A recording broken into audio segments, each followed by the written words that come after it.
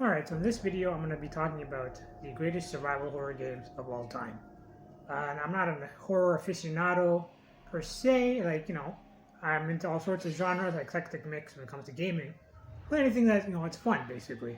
But, I do have an affinity for the genre. I don't know, I like being spooked. I think a lot of people enjoy being spooked, as long as it's not real. As long as it's in a virtual realm, it's fun to be scared. I don't know. It's part of what makes us human, I guess. Anyways, let's start with the first game, The Suffering. Suffering was a multi-plat game, came out on the Xbox, PS2. I'm not sure, but it came out on the GameCube. I played it on the Xbox, the original Xbox. And yeah, The Suffering. I believe it was called The Suffering Ties That Bind. It's been like 20 years since I played this game. The story in this game is absolutely incredible. You play this convict that's accused of murdering his wife and his son. I believe he had two sons. And yeah, he's basically sentenced to death row. All hell breaks loose, quite literally. And basically, it turns out that this character, when he gets really mad, he hulks up and he becomes this abomination that's virtually indestructible. And basically, he just goes on a tear. And it's a great game with really solid gameplay. The gunplay is tight. Just the way the penitentiary was designed, it was just impeccable. Like it really felt like a living, breathing dystopia. Just the color palette and very interesting characters. Usually, I don't really care about side characters and whatnot, but yeah, all the characters were interesting. And throughout the entire game, you're thinking, did he do it? Did he actually murder his family in cold blood?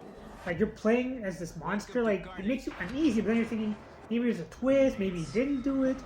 And basically, this game has kind of like a karma meter or something, where if you do like a lot of bad things, you develop a lot of bad karma, and you become a more and more evil character, and you end up getting a really bad ending.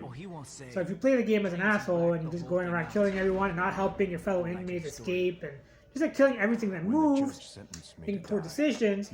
At the end, again, spoiler alert. Well, most people have already played Suffering, but basically you find out that you did actually murder your family, and and you end up turning into like the beast, right? His his alter ego, or whatever you want to call it, permanently. That's the ending. You get the bad ending. Find out he is a murderer. He's a demented psychopath, and you remain in that Hulk mode for life.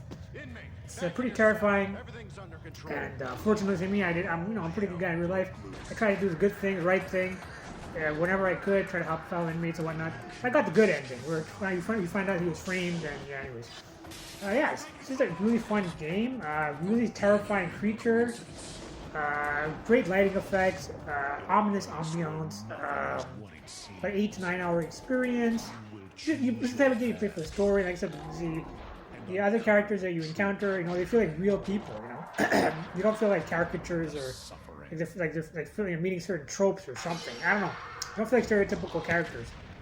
They feel like real breathing people, living breathing people that are going through their own hell, trying to escape, and it's up to you whether or not you want to help them. So yeah, the story is really good. If you're the type of person who's really driven by a great story, great narrative, with at the time it was really great graphics. Like I said, very tight gunplay, all sorts of weapons, your typical shotguns and whatnot. But yeah, all sorts of weapons, all sorts of cool abilities. It's a very macabre, very disturbing game. Not only in terms of like the aesthetics, but also in terms of the undertones and psychological horror aspects. It's a great game. I highly recommend it. You can probably pick it up for like $4 or $5. I think it's backwards compatible on the Xbox. That's a Suffering. Ties That Bind. So the sequel that came out, not so good. Probably the worst final boss in the history of games. I think I tried to beat the final level like 50 times. I rage quit, and nothing was bad taste in my mouth.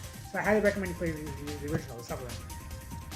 Another game that's underrated is Parasite Eve. Now, Parasite Eve is, I believe, is based on a novel that was adapted into a movie, a couple of movies, I think. And they came out with this game. It was published by Square Enix. It's one of the first M-rated RPGs or JRPGs ever made. Came out, I believe, in 1998. And it is, well, it was at the time they were trying to market it as a cinematic RPG because the visuals are so stunning. And honestly, I think the CG cinematics are still quite nice. It's and even the in-game graphics. I mean, PS1 is pretty capable. And it came to RPGs. I look at the Final Fantasy games, and Parasite Eve was made by Square Enix. They knew what they were doing. They pushed the hardware to the limit. And as good as the graphics are and as terrifying as the gameplay is, the thing that I remember the most about the game is the soundtrack. Parasite Eve has one of the greatest video game soundtracks of all time. Still holds up today. It was composed by I'm trying to blank. She's a really famous Japanese composer, Shikamura, I believe her name is. She composed the music for the Kingdom Hearts game. She also worked on Final Fantasy 15. This was her magnum opus. I think this was the first soundtrack she ever composed, and she really wanted to leave her mark. She really wanted to show the industry what she was capable of. She went all out, and this is by far her best work. The soundtrack is absolutely phenomenal. Even if you're not a gamer, if you just like music in general, just check out the soundtrack on YouTube or something, or Spotify. Incredible, stunning, phenomenal soundtrack. Amazing visuals. Cinematics are really great. Push the PS1 to the limit. Play as this character named Aya, and basically, the game revolves around mitochondria. We all have mitochondria in us. And somehow you can unleash its potential or something, or make it turn against its master. Basically, it'll cause you to spontaneously combust. So, basically, the antagonist in the game is this character named Eve, and I actually have a full review of this game on my channel if you want to check it out. But basically, she's this character.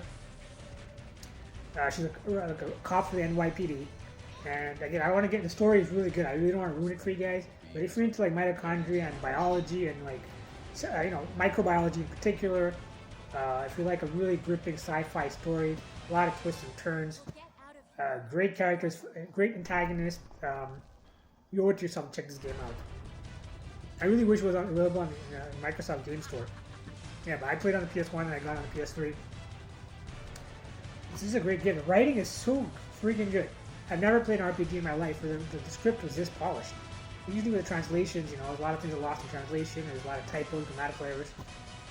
I didn't notice any of that. It was whoever they translated it did an impeccable job. The script is amazing. I don't think I've detected a single error. Really sharp, well written, well-rounded characters.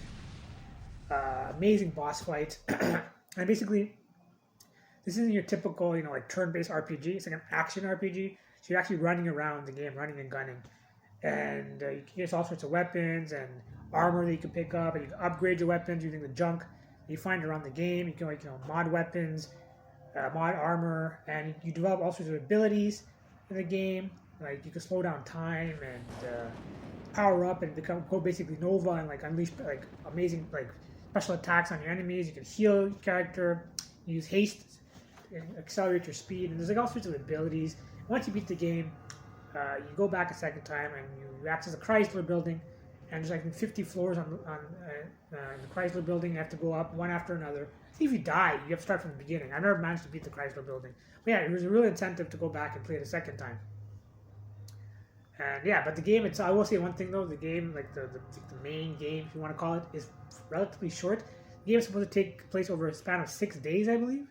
So yeah, each day takes about an hour. So we're talking about a 6 to 7 hour experience. Unless you really do like a lot of exploration or whatnot, it might take about 9 or 10 hours. Like I said, you're gonna have to beat the game at least twice to level up Aya enough to have a chance of reaching the top of the Chrysler building. So yeah, there's definitely a lot of replay value. It's just an amazing game. Okay, Parasite Eve. Another masterpiece, underrated game. Resident Evil Code Veronica. Plays Claire Redfield. She's looking for a brother. Code Veronica was supposed to be a direct sequel to RE2. If you played RE2 on PS1, basically at the end, Claire's like, I gotta find my brother Chris. She wasn't able to find him. That was the whole reason why she went to Raccoon City to look for her brother Chris, who is the protagonist of Resident Evil 1. Anyways, she tries to find him. She ends up on this island, I think called Sheena Island. And she's caught trying to infiltrate the base, and she's imprisoned, and then there's an outbreak. Typical, viral outbreak, zombie outbreak, call it what you want. And I believe the character, the warden's name is Rodrigo. He basically lets her go because he figures they're all going to die anyways, So he lets her go, and he's a great character. Rodrigo's a great character. Anyways, Code Veronica, it probably is the best story of any of the Resident Evil games I've played. A lot of people didn't seem to like the story because of Steve. He was a love interest in the game, and he looks like Leonardo DiCaprio wannabe edition. He's got a really annoying, nasally voice. He's a super annoying character, although, honestly, I felt really bad for him. He's losing his mom, losing his sister, having to gun down his own father, a zombified version of his father nonetheless. And he ends up dying himself in Claire's arms. They're really tragic characters if you really think about it. Yeah. So the story's really interesting. You got cross-dressing freaks and sibling rivalries, and it's a really interesting game. You got Claire and Chris on one hand, and then you got Alexia and Ashford. What's his face? It's been a while since I played this game. Alexia and anyways, her brother, whatever his name is. Yeah, the whole dynamic, the sibling rivalry thing, it's really interesting what they did with the game in terms of the story. It's about an 8 to 9 hour game. You beat the game. There's like a mode where you go back and with X number of weapons or rations, preset set of weapons or rations, and you go in and you have a time limit. Try to kill as many enemies as possible as the final boss, and you get a score at the end based on the time, the time it took you to complete, and how many enemies you killed, and whether or not you died, and whatever, all that stuff. It's a really cool mode. I think it's called Mercenaries mode or something. Anyways, the graphics were really good. I played on the Dreamcast originally. The best Dreamcast game ever made. Code Veronica. And then I played on the PS2 and the GameCube, and then I played it the HD remaster on the PS3, and I got it on Xbox One. Very underrated game. I think it only sold a couple million copies, unfortunately. But yeah, really good graphics for its time, anyways. I think they did away with the pre-rendered engine or backgrounds. I think, but this game they went with the full 3D engine, which is cool. So the camera follows you, and but it still has tactic controls though. But you can like fire weapons in 2 different directions, or something I believe you couldn't do with RE2 and 3. I could be wrong. I don't think you could fire in 2 different directions at once. You can do that here with the Uzis. And yeah, it's got cool weapons. Claire is my favorite female protagonist of all time. Voiced by Alison Court, I believe. She's no longer part of the series, but this was her in her prime. The voice acting is a little hokey, other than her. She did a good job, but the rest of it, the voice acting, not so good. But yeah, graphically, amazing, great story. Really great creature designs, really scary characters like the Bandersnatchers, which are terrifying. It's got hunters and all that. Your typical weapons you'd expect, from a Resident Evil game. Grenade launchers and all that, bow guns and whatnot. But yeah, it's just interesting puzzles, giant spiders. It's just a really cool game. The best thing about the game, though, is the soundtrack. The soundtrack is, I don't know, it's just so freaking good. Soundtrack is the highlight of the game. One of the greatest video game soundtracks of all time, bar none. So yeah, it's just a great game. It's in terms of story and music, it's right up there with the best of the best in the Resident Evil franchise. It is my 3rd favorite Resident Evil game of all time, and yeah, I just absolutely love it. Next up, the greatest remaster of all time of any genre, the Resident Evil remake. Originally came out in 2001 on the Cube, I believe. They remastered it on PS3 and all the other platforms. The game still holds up beautifully, whether you play the remastered version or the GameCube version. I mean, I think Resident Evil, the remake on the GameCube, was the best looking game of its generation. Photorealistic graphics. Again, this is back in 2001, man. When most games still look really cartoony. This game, there are parts of the game that look photorealistic. Other than the character models themselves, they didn't look too good. But the rest of the game, wow, the mansion and all that, stunning visuals, phenomenal visuals. I honestly think it looks better than the RE2 and 3 remake, to be completely honest with you. It's Capcom. They knew what they were doing, man. Capcom usually is known for their graphics. The best looking game of the generation. Phenomenal soundtrack. Right up there with Code Veronica, right up there with Resident Evil 2. It's an amazing, amazing soundtrack. Play the original Resident Evil that came out in '96, and it's one of those so bad it's good type of games, but like, wow.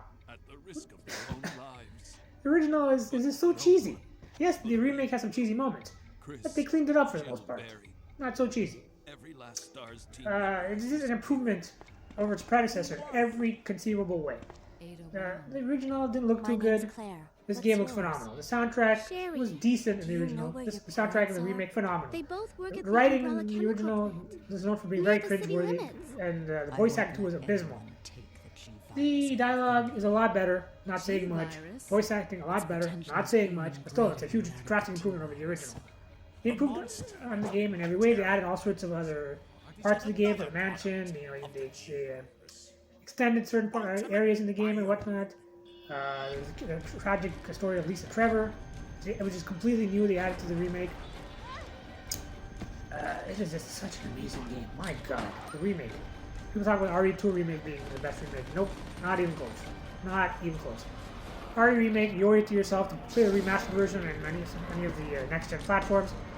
It is just a terrifying game. The remastered version has some enhanced controls. If you're not a fan of tank controls, yeah, it's multiple difficulties. So they added zombies that become Crimson Heads to the game. Probably one of the most terrifying video game, characters or adversaries of all time. Crimson Heads are terrifying. Yeah, it's such an amazing game. You owe yourself to check it out. Next up, this one's a controversial pick. I'm gonna go with Resident Evil 4. Now, Resident Evil 4 is probably marked the beginning of the end for the franchise. But if you take the game for what it is a masterpiece. Flawed masterpiece, but a masterpiece nonetheless. Some people will tell you that RE4 is too action-oriented, not so scary. I completely disagree. I mean, the Regenerators, I can't think of an enemy more terrifying than Regenerators in the entire franchise. They're just so hard, so scary, and so hard to kill.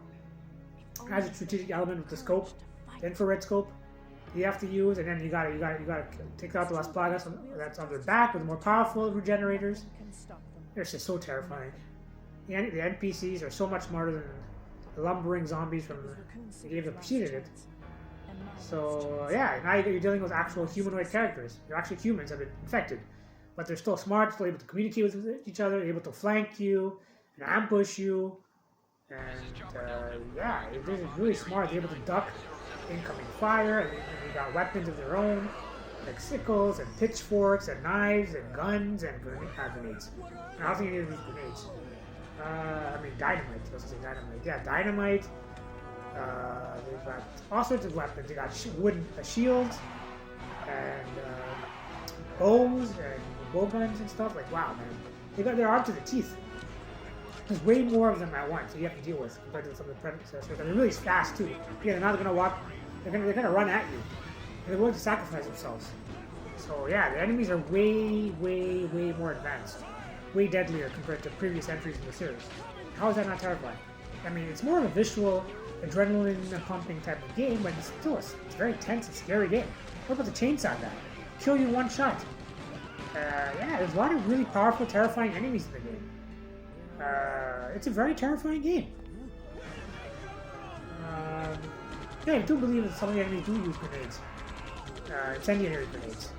Remember, there was one part of the game at the beginning where I climbed to the top of this bell tower, and I was like, okay, I'm gonna hide here and regroup. And they ended up throwing enemies up there, trying to burn me alive. And the AI is very intelligent. They did a really good job with the AI in this game. Graphically, I was disappointed. I prefer the pre-rendered style. Still a really beautiful game. Not so much on the GameCube. It doesn't hold up so well. Textures and whatnot. Kind of blurry, but yeah, Leon. My favorite video game character of all time. Protagonist. Claire is my second. Yeah, he's great. He really fleshed out his character. In the RE2, he was like a naive, rookie cop. Here's this badass dude that works for the president.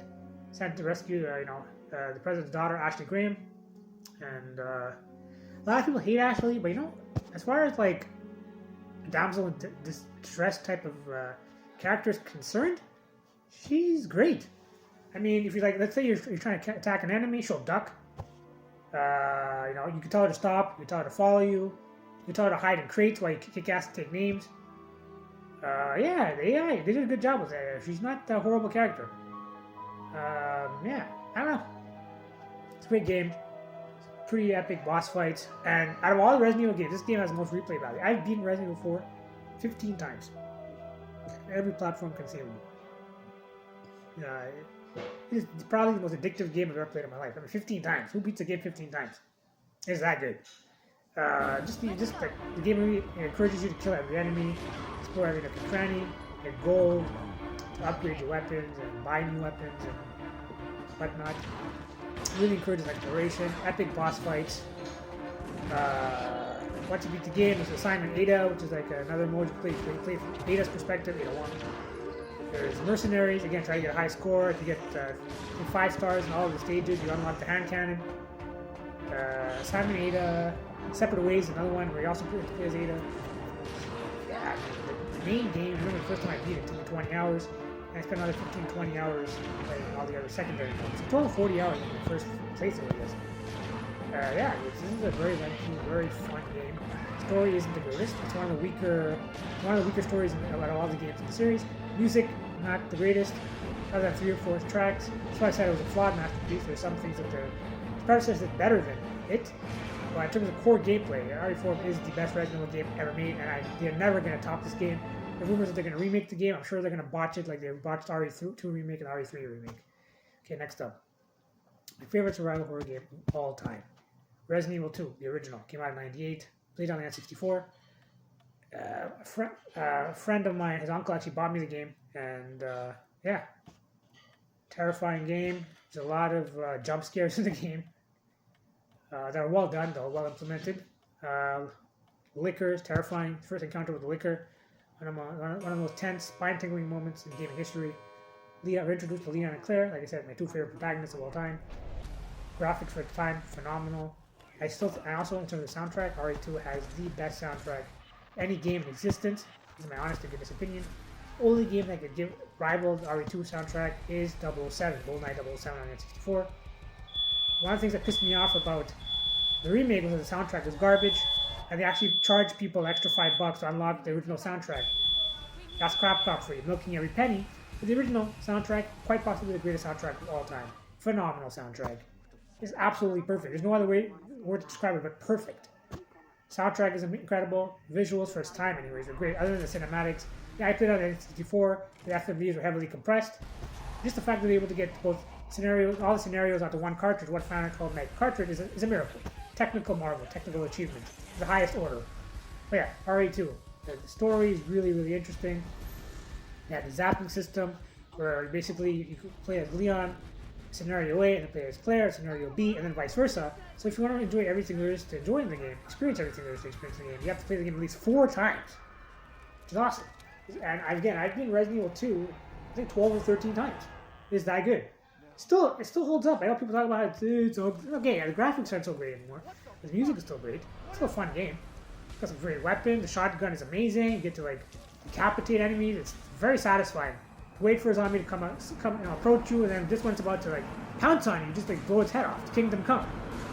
Just a crunch. The sound design is so nostalgic. There's something very ASMR about the sound design. Walking on the grass and the different surfaces and opening boxes and reloading weapons and the menu, going through the menu items and inventory and micromanaging. It's just the sound design is just so beautiful. It's something it just makes you happy, man. It just makes you feel good. This game makes you feel good to be alive. That's the best way to describe it. I'm alive. I'm thankful that I lived long enough to experience what everything RE2 has to offer. That's how much this game means to me. It's the first survival horror game I ever played, and it's still my favorite of all time. The music, the interesting story, some of the characters, things that are good end up being bad, and the whole thing with the T-virus, and mutation, this and that, and you're fighting bosses that keep evolving, so you fight in different stages of the boss, and you get more weapons, they get stronger, you cast off another skin. William's a very interesting character, Annette, Sherry, Leon, Claire, Ada, Irons, the chief of police, Irons. This is such a good game. I just love it to death. Unintended. Next up, RE3 Nemesis. Not as good as RE2, but Nemesis is probably the greatest antagonist in video game history. RE3 did improve over RE2 in many key areas. For example, you can now do a 180 spin. You couldn't do that in RE2. You can mix different ammo types and stuff to get new types of ammo and different types of ammo and all that. So that it's called ammo combination mechanic. It wasn't in RE2. You could also dodge attacks. Wasn't the greatest. It wasn't 1-to-1. It was pretty cool being able to dodge attacks and roll and stuff. You couldn't do that in RE2. So the controls are definitely an improvement over RE2. My restless dreams. But other than that, really, RE2 was a better game. RE3 was disappointing because it came after RE2. A year after, so a lot of people, I think it was a rush job, to be honest. I'm alone. Still, graphics are great. In our special Music is really good. Not as good as RE2, but still a really good soundtrack. Jill is an interesting character. The voice acting is pretty solid. I really liked Carlos. But yeah, you only get to play as one character for the most part. There's a part in the game where Jill is infected by Nemesis, and Carlos takes her to a chapel. And while she's resting, he tries to go find like an antidote for the virus. So you get to play as him briefly in the hospital. That takes like 40 minutes. For the most part, you play as Jill, and it's basically just one campaign. To disappointment, like I said, with RE2, it's basically 4 campaigns if you really think about it. So there's no zapping system. Graphics didn't impress as much as second. Music isn't as good. Story isn't as good. But yeah, the controls were definitely enhanced. But yeah, RE3 marked a shift in terms of just like what the series was all about. Went from more from survival horror to more action oriented. I was fine with it. It's still a fun game. Nemesis is dope. There is a mercenaries mode once you beat the game. The one thing I really hated about RE3 was some of the puzzles. Extremely annoying. The water sample puzzle at the end, probably the worst puzzle in any game ever. Like, it's so annoying and so random. Some of the puzzles are extremely horrible, terrible. Overall, it's still a really great game. Okay, what else? RE0. Very underrated game. One of the most underrated games of all time. Doesn't get much love. People are always talking about the remake. And you know what? RE0 does some things better than the remake. One thing I liked about RE0 was that you could drop items anywhere. All the other RE games, well, up until that point, you need to drop items off at these item boxes. It's annoying because it'd be like a lot of backtracking, right? Let's say you find a key item, turns out you don't have enough space. All your spots are full. Then you gotta run all the way back, drop off a couple of items, go all the way back, and pick up the item, and it's just cumbersome. This game, some items that you don't want, non-essential, you just drop them where you stand. And you also have 2 characters. So you can use one character to basically stockpile ammo and stuff, and the other character you can use, the other character like your primary weapon, and basically make a couple of slots open for the key items, progressive storage. So basically the secondary character server kind of like a mule, munitions. So yeah, having 2 characters, the partner zapping, being able to switch between characters on the fly. You couldn't do that in RE1 or any other games. That was really cool. The partner zapping that you can use to solve puzzles, which you used in an ingenious way. Having another character as backup, you control the AI. You can make them basically neutral, but you can basically in defense. Or you can go to the menu and turn on the offense, so they can actually defend you. When you're attacking, when you're being ambushed by zombies, which is pretty cool. So yeah, you got a partner that's got your back. Zapping system, some cool puzzles, some cool new weapons like the hook shot, some pretty epic boss fights. There's one boss where you fight this giant bat in the chapel. It's pretty cool. Yeah, some really cool bosses. I really like the character. I think Rebecca's a very underrated character. I think Billy's an extremely underrated character. Billy Cohen, Rebecca Chambers. Wonder what happened to Billy. It's too bad he never came back. I don't know. He was a fugitive. I don't know who's in the story, but the story is like the 2 main characters are awesome. The story around them, not so much. It's a mediocre story about involving leeches. Didn't really care for the story other than, like I said, the 2 characters are awesome. The story itself is largely forgettable. Plot. Graphically, just as amazing as RE1.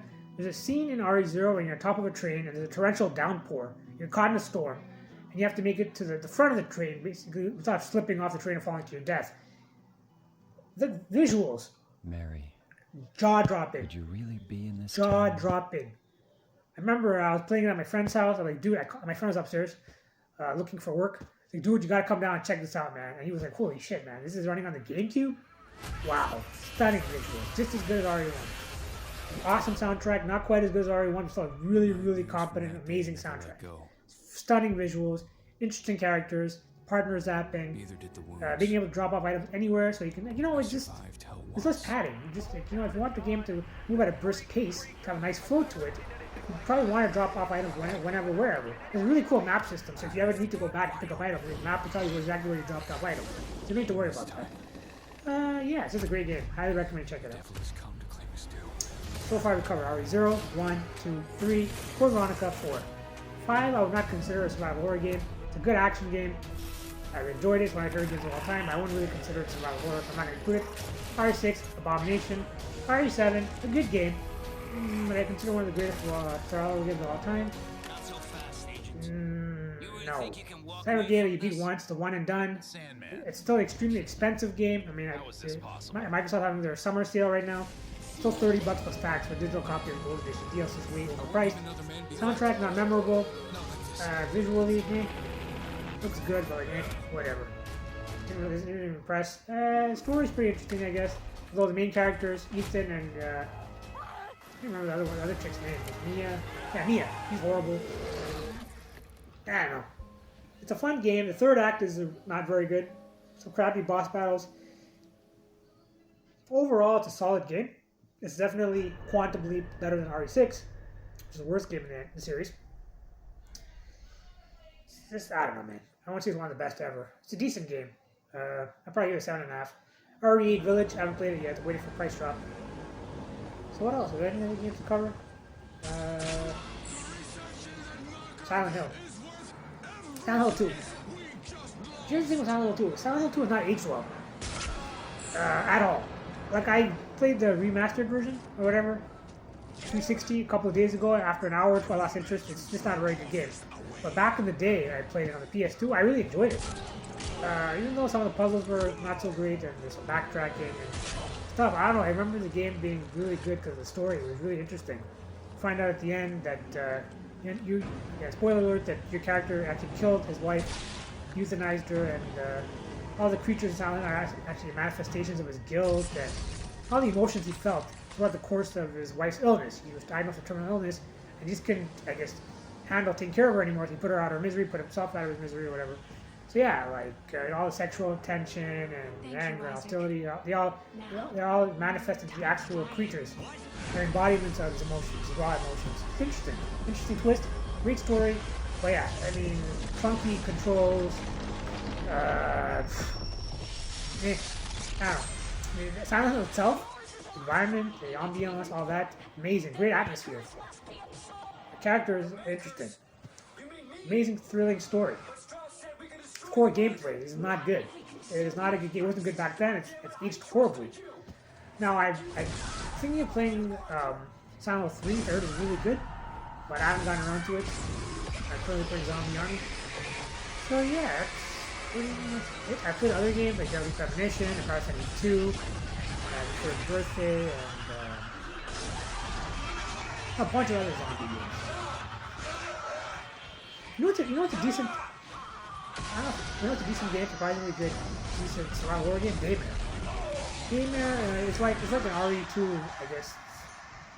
It's a tribute to the classic survival horror. You can pick up the game for like $5. The sequel was just announced recently. The game's got really good visuals. The thing is, though, you can tell it was made by a small team, or a small indie team, or whatever. It shows. It's rough around the edges. Quite a few glitches, but if you want a game that harkens back to like the classic survival horror, it's still back to the classic survival horror in like the late 90s. Particularly with RE2 and 3 and like the whole Raccoon City thing, viral outbreaks and all that, zombies, and I mean the main protagonist, he's basically a parody of Punk from the RE series, basically. So you could really tell that there was a lot of inspiration. They got through a lot of inspiration from the RE franchise. It's a nice like homage to the survival horror games, classic RE survival horror games. So yeah, I recommend you give it a shot. So yeah, I think that pretty much covers it. I mean, like I said, I played a bunch of survival horror games, but those are probably my favorites. As you can tell, I'm a big fan of the Resident Evil games. If there are any survival horror games you can recommend based on the games I like, please let me know in the comments. Let me know what your favorite games are. Alright, ciao.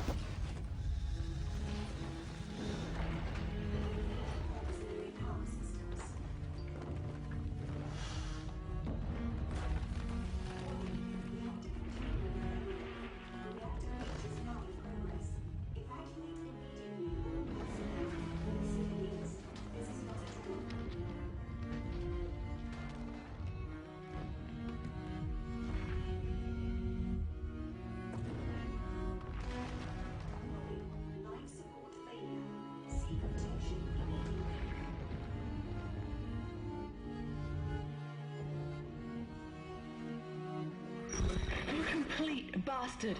Was this your great plan? Dump me off and die? Full of bad ideas, remember? Yeah, well, here's another one. I'm crashing through the roof to get you. Now move your ass. Wait, no, Ellie, it's too late. Stay clear of the station. Yeah, well, you don't really have a say this time. Heads up.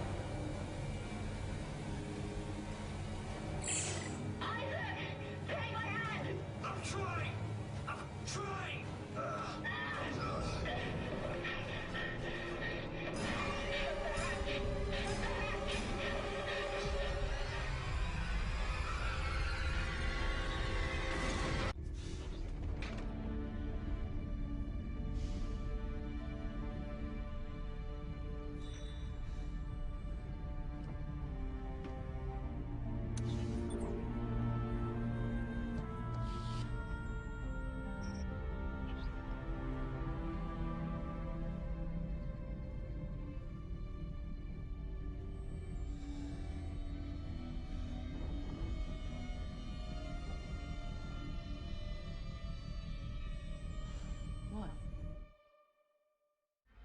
This is Flight Team EG9 to Control. We have completed the flyby. There's nothing left. I repeat, Titan Station has been completely destroyed. And the marker?